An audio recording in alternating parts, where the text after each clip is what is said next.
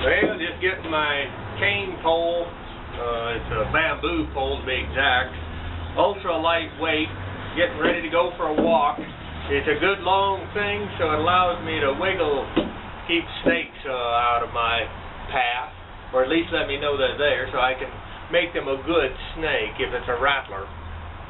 Be that as it may, I'd like to tell you a story, if you don't mind, on coyotes. Bill Sankey, good friend of mine throughout his life, passed away a few years ago, but this was one of his stories.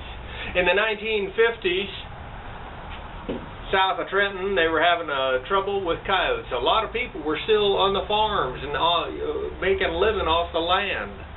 And almost every farm family had hogs and chickens. Well, the old chickens were being caught by coyotes. Specifically, they had one coyote that was really giving them a hard time, and they knew it was just one kind and one type and one coyote because it was reddish. Almost a dark red coyote, which is very unusual. Most of them are that drab gray, burnt grass look, you know, for a coloring. With that in mind, though, that old coyote gave him a real hard time catching a lot of chickens. Now, Bill Sankey was a gunsmith and a shooter. And he said, I shot at that coyote a number of times, but he said, you know, that coyote was running on the dead run at 300-400 yards, and it was zigzagging. He said it was the only coyote he ever saw that did that. He said he was farming one day on the tractor, and he looked over the side hill, and he said, here come the red dog, coyote looking thing, and he said it was on the dead run. He said that he knew it was a red bitch, as he called her. And he said he knew it was her, and as she came up to the edge of a hill, and over the ridge then came 4 coyote dogs. They had been turned loose on her to kill her, and any one of them could kill her. Well, all 4 of them dogs, with the lead dog in advance of the others, and that first dog was getting awful close to her, and she just stopped at that fence row at the top of that hill. Just stopped.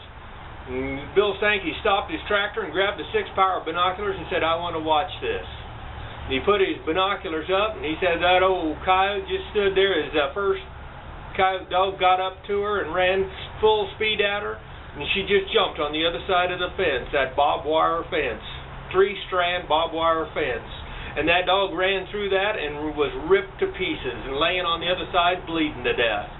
She jumped back to the other side where the other coon or coyote dogs was coming at her, and they're getting awful close. And she then just started trotting along the fence.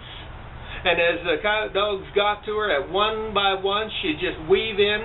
And as the coyote dog, it was so tunnel visioned at her, they didn't see the barbed wire fence, and they were ripped to pieces. Each one, all 4, were laying there bleeding. Some of them bleeding to death. And when it was all said and done, that coyote just trotted off. Kind of proud of herself she was.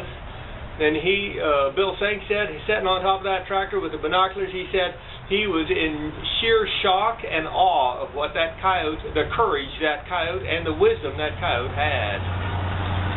Well, he said he saw that coyote a few times after that, and then he said one time he was out in the pasture and he saw that she was piled up there and dead, and quite apparently she died of old age, and that's unusual in the world of the wild animals.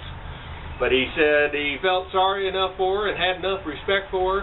He went to a south-facing slope, dug a hole, and he put her deep enough so the other critters wouldn't bother her, and then he tilted his hat out of respect for a 1 in a million coyote, he said, because he said he'd never seen one like it before or since. And the man lived into his 80s. This is McCook's Mr. Bill. Rate this film.